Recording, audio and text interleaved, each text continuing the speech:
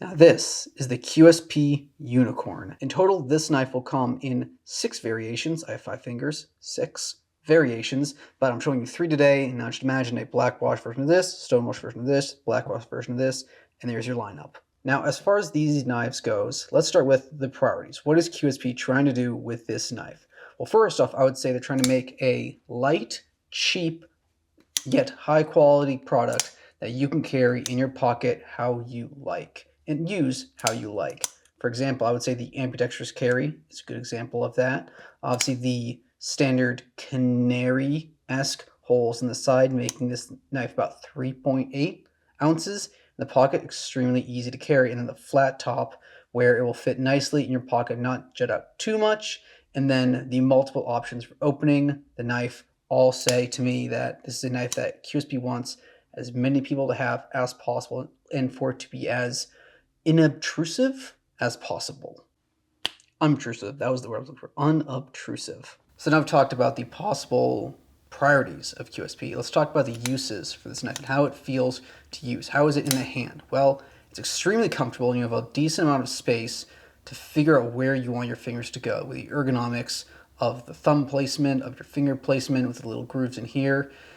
And all in all, I think it's a concise package, and the knife runs in decent length along the handle, so you feel you get a lot of blade for this small package right here. And also the blade isn't too obtrusive. They feel like you're going to accidentally cut yourself if you move your fingers somewhere, if you're just casually using it, let's say.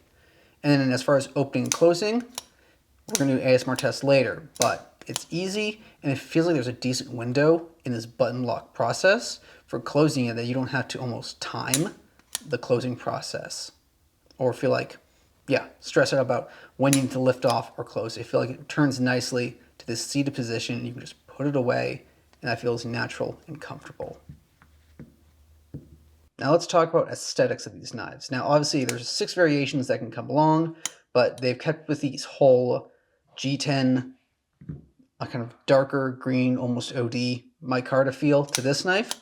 But obviously with the 6 variations, I like the green here, the neon green. Then also I like the purple option here. I like the subtle purple tones that pop through, but maintaining the black G10 feel. It's also really comfortable in the hand. Like I can almost put my fingers in here and hold it with just these ends. Review these knives in a vacuum. I want to bring in a near peer to these knives so you can see how they might stack up in price, in material, and feel compared to something like, let's say, the Towser K from Kaiser. This is one that we have around the office all the time that we use. Another ambidextrous carry knife that you can use with the lanyard, with the pocket clip, with the button lock and the thumb hole opener. And a knife that costs a little bit more, and so I would expect a little bit more out of it, but also one that you can look at and see similar possible ergonomic similarities as well, and seeing where, I guess, knives have gone in the time that this knife was made, let's say. So obviously saying that like weight is a little bit heavier with this knife, but a knife like this can fit easier in the pocket. And if you own a Towser K, you can see how they might stack up with each other compared to something very small like. But this is the Unicorns video, so I'm just trying to help you make an informed decision about what you might like and things that I see and enjoy in the process of using it. But that's enough waffling on my part. Let's get down to the real test.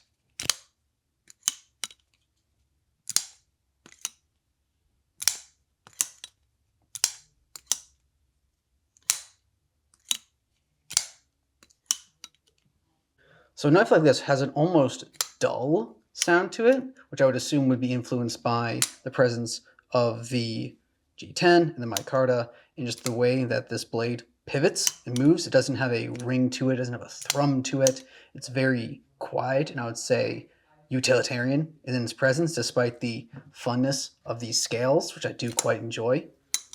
For 70 bucks, I think QSP is giving people a good look to a knife. I think the materials make sense.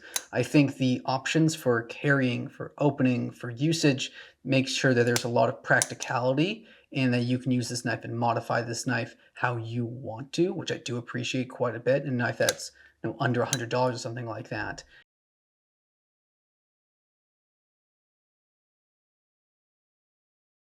In the making of this video, I asked And then making this video, I asked the Discord server if there was anything that they wanted me to include or to look at specifically when reviewing this knife. And there were 3 questions that came up.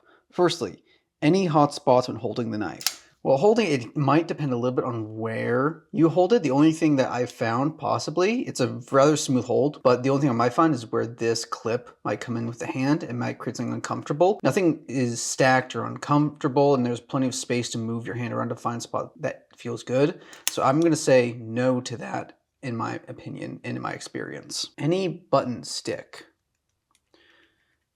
Haven't found anything yet. Haven't found it sticking open or sticking closed, and opening and saying like back whack, let's say. It does quite well in that process.